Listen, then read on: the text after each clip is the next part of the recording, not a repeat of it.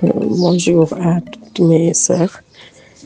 C'est Madame Diaw Mariama, présidente antenne COSEF Pékin. Moi, je vais faire un plaidoyer à propos des violences faites aux femmes, surtout dans le milieu politique. Parce que, et dans l'environnement en général, dans tous les secteurs quand même, parce que nous allons bientôt vers des échéances électorales. Souvent, non seulement les femmes ont des difficultés à accéder aux instances de décision, mais surtout les femmes aussi ont des difficultés à intégrer carrément les, les sphères de prise de décision. C'est-à-dire qu'on peut dire que le motif, c'est que nous sommes un peu vulnérables dans le côté économique. Il y a ce manque de solidarité féminine qui est entre nous, femmes. Il y a aussi cette non-appropriation de nos droits. Les devoirs, toutes les femmes ont tendance à essayer de parfaire leurs devoirs. On a des problèmes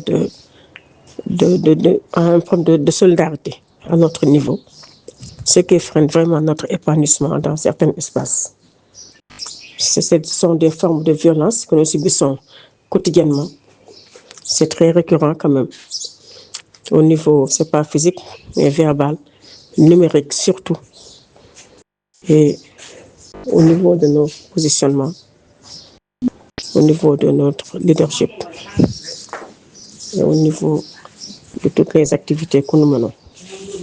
Je pense qu'il est temps, avec le COSEF qui a fait un travail excellent pour qu'on puisse avoir la loi sur la parité. Mais jusqu'à présent, il y a des minorités au niveau des femmes qui jusqu'à présent ne peuvent pas s'approprier de cette parité, soit disant que les hommes sont leurs amis, sont leurs cousins, sont leurs frères. Toujours, on a des problèmes de recours au niveau des élections locales, au niveau des bureaux municipaux surtout, pour qu'elles puissent accéder ou bien prendre leur place, qui est un droit pour elles, que la loi leur a octroyé. C'est très difficile quand même. Donc je lance un appel solennel pour que les prochaines élections, que toutes les femmes soient en assaut vers ces collectivités territoriales, pour au moins les 18 maires qui sont là sur les 557 maires, nous n'avons que 18, qu'on puisse avoir pour un premier temps au moins le quart. C'est faisable. Donc aussi, moi je pense que c'est pour les violences, je lance toujours un appel pour dire à nos pères, femmes, pourquoi ne pas faire comme on avait fait lors de la parité. Vraiment aller en assaut devant le palais, devant le président de la République, lui imposer notre doléance. Ensuite, il l'a accepté. Pourquoi ne pas le faire sur les violences que les femmes subissent à tous les niveaux? On va parler politique, il y a dans les violences conjugales, dans les violences partout, il y a les espaces les entreprises, les sociétés, les lieux de travail et tout ça. Je pense que c'est le moment de trouver vraiment des voies et moyens pour que cela cesse. Merci.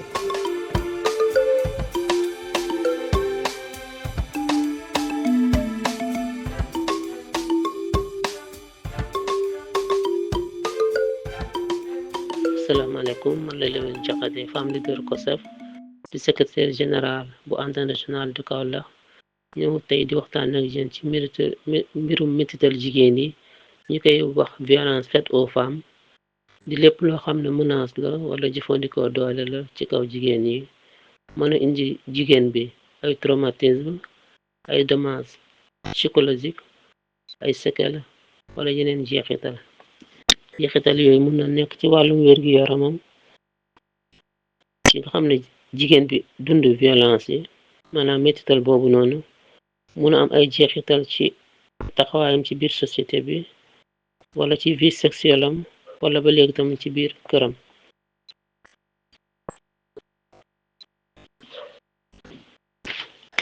bu ñuy wax ci mbirum métti jigéen yooyu dañ ci am dinañ classé maanaam dañ ci am ay violence yi ñuy wax ay violence domestique lañ maanaam violence yi am ci biir kër yi, am ay violence sexuelle maanaam muy agression sexuelle yi ak harcèlement yi.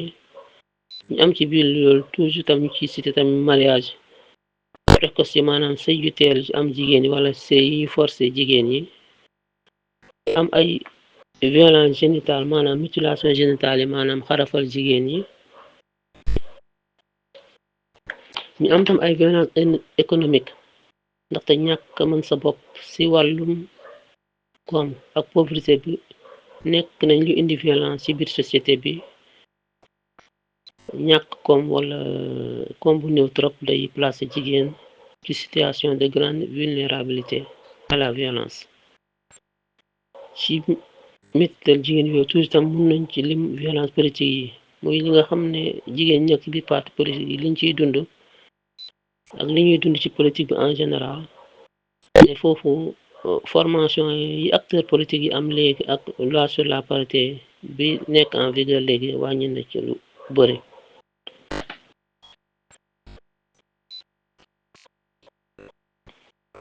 violence yi tamit tey entraîné violence yooyu nga xam ne mooy mettital jigéen yooyu ñuy jigéen bi di dund mun na entraîné ay souffrance yu rëy sur le plan physique ak psychologique pour jigéen gi ko dund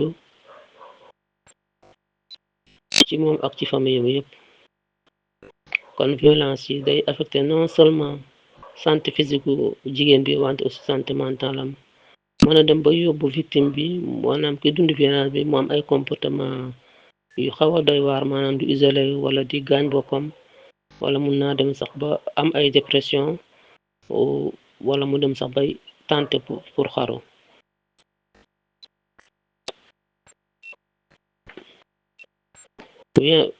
COSEF nag nekk depuis biñ créé woo ba léegi am rôle bu rëy bu mu joué ci lutter contre maanaam pour lutter ci mboolem méthodu violence yooyu xeetu méthodu violence yooyu noonu à travers sensibilisation bi muy defal jigéen ñi ci seen àq ak seen ay yelleef di leen approprié wul di leen former ci lu loi yi ak traité yi nga xam ne sur le plan régional ak international moom la état bi ratifié. ci loi yi nga xam ne tam moom la état bi adopté te tamit COSEF tam day veillé tamit ci ñu appliqué loi yooyu pour saafara méttitu jigéen yooyu.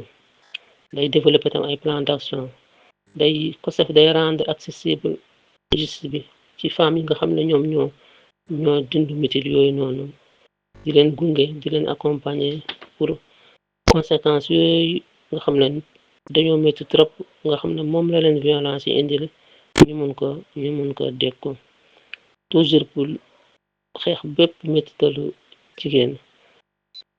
COSEF am na présence bu mucc ay ci boutique de droit yi nga xam ne taxaw nañ ak centre d'écoute yi di sensibiliser jigéen ñi di leen gunge pour ñu atteindre autonomisation bi ñuy wax di leen former di waxtaan ak ñoom di leen suivre di leen accompagner di leen suivre sur le plan di leen assister sur le plan sanitaire ak psychique ba ci financière sax maanaam ci wàllum koom bi di leen former ci entrepreneuriat féminin di leen orienté ci IMF yi maanaam institution de microfinance ak yeneen programme yi leen mën a jël en charge di leen inciter que ñu gën a am solidarité féminine bi ñuy wax pour ñu mun a jàppalante seen biir pour atteindre ci instance de décision yi pour mun a bokk ci prise de décision yi nga xam ne moom mooy jëmale jigéen ñi kanam. kon loolu yëpp COSEF di vulgariser fu mu toll loi contre pour la parité bi pour jigéen ñi mun a accéder aux instances de décision di wan jigéen ñi seen gëdd di leen wax nañu jël gëdd yooyu ba mu mot sëkk pour seen épanouissement pour bien-être famille bi ak pour développement société bi. di leen jaajëfal ci déglu bi di di leen gërëm di leen sant di wax COSEF ca kaw ca kanam.